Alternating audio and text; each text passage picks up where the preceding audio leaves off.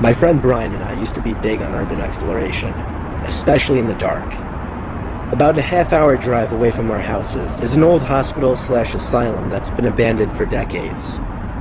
It hasn't been torn down because it's in a really secluded location and it would just cost too much money. Brian and I wanted to bring a Ouija board along with us and explore it one Thursday night. Pulling into the unlit parking lot and seeing the massive structure standing tall in the night, even we were having second thoughts. Gangs were known to hide out in this building, or at least that's been rumored. Surprisingly, there didn't seem to be any security patrolling the perimeter, so the process of getting in was pretty easy. We found a broken window that seemed to have been made into a common entryway by other urban explorers and delinquents. Brian and I have a lot of experience exploring abandoned structures at night, and admittedly even we were creeped out by this building. We made our way to the highest floor and did a little exploring up there. There were so many holes in the floor that our confidence in the structure holding our weight was low. The floors were creaky and soft in certain spots, and there were rooms that led into dark nothingness. Every time I'd shine my light down into one of them, I'd have the haunting thought of someone or something being inside one of them.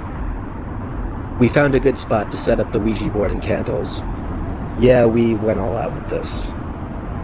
When the candles were lit, Brian and I placed our hands on the planchette and began our attempt at communicating with some kind of spirits.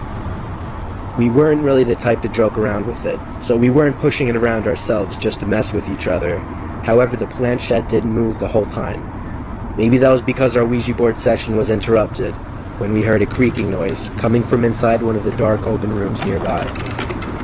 It wasn't just a fluke noise. It was a steady, consistent creaking, once every 1 or 2 seconds.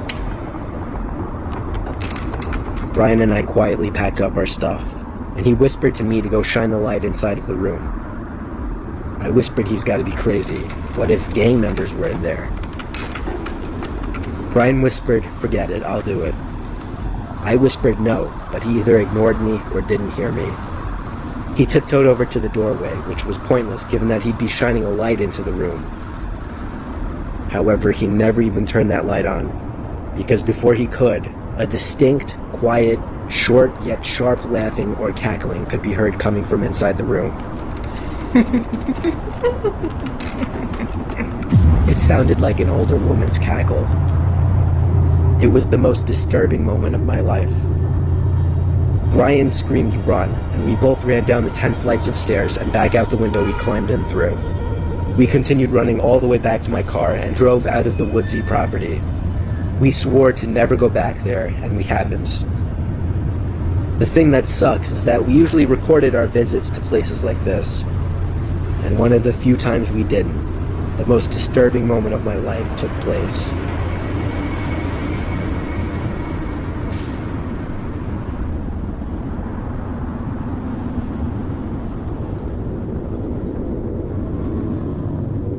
It happened one night when my parents and I were hearing noises coming from outside of our farmhouse.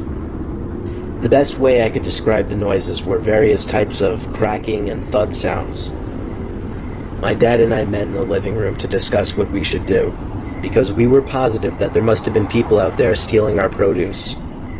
My dad ran to his gun closet and drew his shotgun, and together we stormed outside into the night, turning on all of the lights mounted on the outside walls of the house. My dad apparently saw somebody because he started yelling stop as he ran to the crops. I followed him, and I too started to spot legs running underneath the crops. The legs of 2 or more people. My dad called at me to keep up with him as he chased down the thieves in the dark, approaching the woods. After running about 50 feet into the woods, my dad stopped and reached out his arm to signal for me to stop as well. As I was choking for air while out of breath, I watched my dad as he stood in place, looking around us. I swear we were standing still for like 30 seconds in silence. I didn't have the energy to ask what he was doing, but eventually I caught on. I saw what my dad was looking at. There was a person standing about 10 feet away from us, but all I could see was his face, since he was mostly covered by a bush. The sound of an October leaf crunching nearby revealed there to be another person standing only 10 feet away.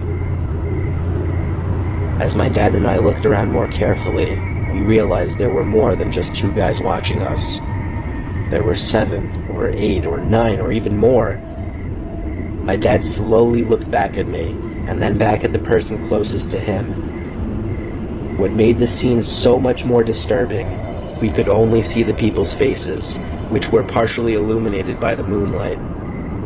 My dad took a few steps back and broke the silence by saying, "We're leaving." We both started walking backwards, noticing the people were inching closer at the same time. My dad waved the shotgun around to let them all know he was armed. When we made it past the tree line and back onto the property, we sprinted back to the house. I'd never seen my old man run so fast in his life. He slammed the door behind him and watched the windows with the gun still in his hand, while I called the sheriff's office. The cops took a while to respond, about 15 minutes, and the 2 officers that showed up were very unhelpful. They only asked questions and took down notes. They didn't actually go looking for the group we encountered. The cops left within 10 minutes, but it ultimately didn't matter, because by the next day, nothing happened. So we assumed it was over, and it was. There was never any follow-up to this.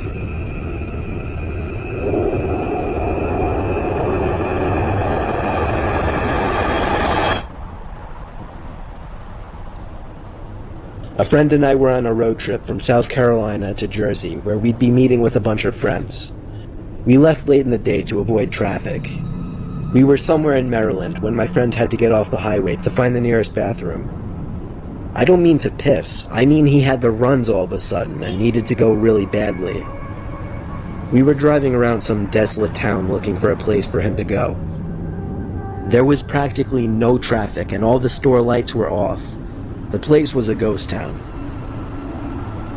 The further from the highway we got, the quieter and creepier the surroundings got as well. Eventually we came across a small 24-hour ghetto-looking Dunkin' Donuts. It was an outlet though, so we had to pull around the strip to a basically hidden parking lot around back. There was not a single other car in the lot. It was so hidden that nobody would ever find it unless they were looking for it. We knew we were in a sketchy area, so I begged him to just hurry back.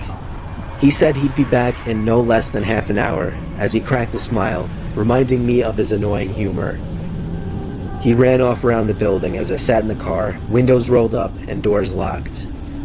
A pretty bad motion sickness was still wearing off, so I figured it wouldn't hurt to step outside for half a minute just to get some fresh air. As I stood outside in that lot, I was constantly examining my surroundings. It took me a while to take notice to somebody standing all the way down at the far side of the parking lot. Now, it was dark, but I could still tell they were facing the direction of the car. In direct response to that, I got back in the car and locked the door once again. I guess that was a bad move, because the person at the end of the lot started slowly yet menacingly approaching the car. Maybe whoever that person was saw my reaction as cowardice, and therefore saw me as an easy target. Either way, I texted my friend to come back right away since he had the keys and explained why. The person was getting closer, slowly but surely. I desperately stared at the screen, awaiting my friend's response, just like a guy awaiting a response from his crush. By the time my friend answered the text, he said, "Wait, for real?" I replied yes within the same 2 seconds. He answered back with, "Shit, laughing my ass off. Alright, be right out." I texted back, "This is serious, dude." The person was a couple 100 feet away at this point. He was so close that I was about to get out of the car and run. My friend came running around the building just in time. He spotted the guy right away and hopped in the car. We took off with only seconds to spare. We stopped a couple blocks down the road to catch our breath and discuss. My heart was still racing and I was still in panic mode. Meanwhile, my friends started to find it more and more hilarious. Eventually, far enough into the ride, I was able to laugh about it. But still, it was scary and still is scary to think about what would have happened if that person made it to the car. Maybe nothing. Maybe he just wanted change. Or maybe a lot worse.